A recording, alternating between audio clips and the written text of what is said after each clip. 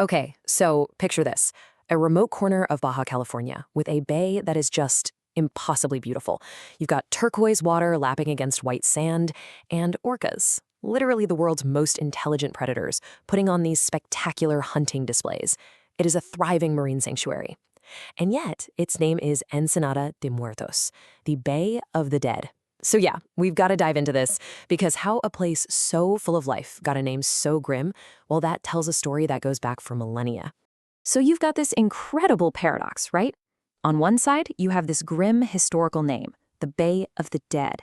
And on the other, it's reality today, a sanctuary for some of the most amazing marine life on Earth.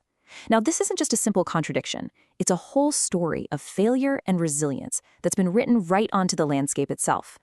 And that really is the central question here. To get the answer, we have to become archaeologists. We've got to peel back the layers of history, one by one. And we're going from the ghost towns of today all the way down to the red-painted bones of an ancient, almost forgotten people. So, our investigation starts with the most recent layer of deaths. And I'm not talking about people, but about ambition. This is the story of modern developers who looked at paradise and saw a place to conquer. And they failed, spectacularly. If you look around the bay today, you'll actually see skeletons of these massive real estate projects. Bahía de los Sueños, the Bay of Dreams, is now just a defunct illusion. Perijo Las Arenas, stalled. These were multi-million-dollar bets against the desert, based on this vision of high growth that was just completely disconnected from reality. And yet, right next door, the local fishing villages of Agua Amarga and Punta Arenas, they don't just survive, they're thriving. It's such a powerful lesson. This land doesn't give in to outside force. It only yields to local knowledge. All right, let's dig a little deeper. Beneath all those modern ruins lies the colonial era, a time of violence, disease, and revolt that first gave the bay its morbid name. Just look at this timeline. A really clear pattern starts to emerge. A pattern of failure. In 1535, Hernán Cortés himself tried to set up a colony here. It completely collapsed. Then, the Jesuits came in the 1700s, and that led to the bloody Paracu Revolt. And of course, in the 21st century, the developers came. The story is always the same. Outsiders show up with these grand visions, and they are ultimately broken by the harsh reality of the land and the fierce independence of its people. But here's what's truly tragic about this time. The real cost of that colonial contact, it wasn't just about swords and muskets. The most effective weapon by far was disease. Smallpox, measles, typhus, they just ripped through the peninsula, causing a catastrophic 98% population collapse. I mean, think about that. 98%. The coast became a literal graveyard. So you see, the name doesn't come from just one single event. It's more like a tapestry of tragedy. It remembers the mass burials from the epidemics and the Paracu Revolt.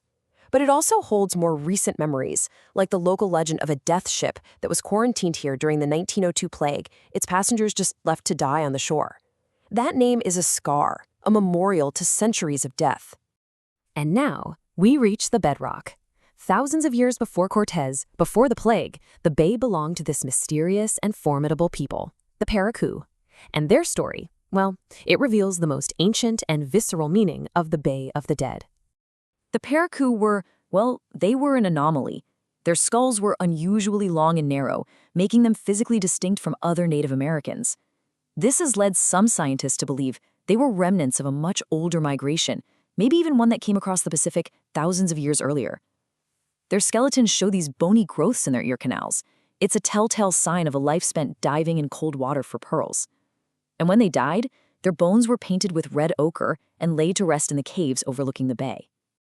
But here's the most shocking fact of all. Get this. Over half, 52.5% of all Paracu skeletons ever found show evidence of violent trauma. We're talking healed fractures, spear points stuck in vertebrae, crushed skulls. This is one of the highest rates of interpersonal violence ever recorded in the ancient Americas. Life for them was a constant state of warfare. So, here's the crucial point. Long before any European ship ever arrived, this place was already Ensenada de Muertos. The dunes and caves are filled with the red-painted bones of these ancient, hard-living people. The name didn't come from outsiders. It grew right out of the soil itself, a soil saturated with this deep, deep history of conflict and death. But this story does not end there. No way. After millennia of violence and failed conquest, a new story starts to emerge, one of resilience, of stewardship, and of life. This is the story of how the local families finally broke that cycle of death. So let's contrast that timeline of failure with this one of success. In the early 1900s, founding families like the Luceros, the Giraldos, and the Greens, they mastered the sea, not through force, but through deep, sustainable skill. They adapted, they transitioned to sport fishing, then to low-impact ecotourism, and crucially, they built a legal fortress around themselves, codifying their own rules into something called the Ejido Agua Amarga Charter, a shield to protect their land and their way of life from outside control. This is their method of resistance, and it's a brilliant strategy against these extractive outsiders that doesn't require a single weapon. First, they use deep ancestral knowledge of the sea. Then, they use Mexican law to create their own binding protections. They build authentic value from their skills, creating a model that supports the community, not just some parasitic usurpers. And most importantly, they educate the next generation. They make sure that competence is passed from legends like Juan Luis Lucero to modern conservation leaders like his daughter, Myra. And the proof? Does it work? Just look at the orcas. The local pod in the Cerralvo Channel has grown by 15% in just 5 years. 3 new calves were born in 2025 alone. The animals are healthy, the ecosystem is thriving, and it is a direct result of the community's stewardship. They proved that a healthy environment and a healthy local economy are actually the exact same thing.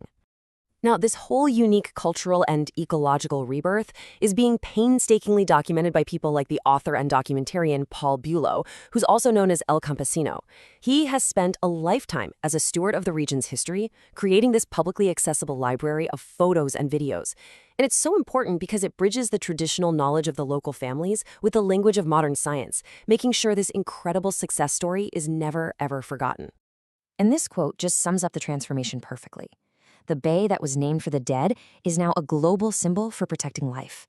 The local families have taken this legacy of tragedy and, through their own resilience and wisdom, have transformed it into a stunning biological triumph. And that leaves us with a really powerful final thought. The story of Ensenada de Muertos shows us that all the invaders, the conquistadors, the developers, they all failed because they tried to erase the history and the reality of the place. The people who succeeded were the ones who understood its deep past and chose to build on it. So maybe, just maybe, in a world that's struggling to protect what's left, the key to our future lies in having the wisdom to listen to the ghosts of our past.